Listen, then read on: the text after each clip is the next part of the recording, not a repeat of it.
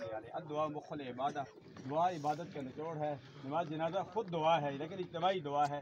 ابھی پھر اذا صلیتم علی المیت فاخلصوا لہ الدعاء، مشکوٰۃ شریف کے حدیث کے مطابق ہم پھر دعا کرتے ہیں۔ ابھی الہ اسقاط ہوگا، الہ اسقاط کے بعد پھر دعا ہوگی، یا اللہ ہماری سب دعاؤں کو قبول و منظور فرما۔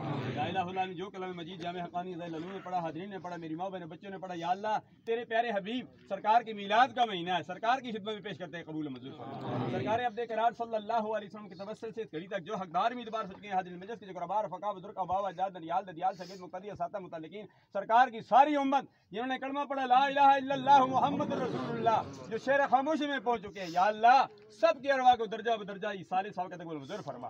یا الہ اللہ ان کے لیے وہاں مہربانیاں فرما جو دنیا میں ہم چل پھر رہے ہیں، جنازے میں جاتے ہیں، میلاد مصطفیٰ پر جاتے ہیں، جہاں کہیں بھی جاتے ہیں، ہم کلمہ پڑھنے والے لا الہ الا اللہ محمد رسول اللہ، یا اللہ ہم پر یہاں مہربانیاں فرما۔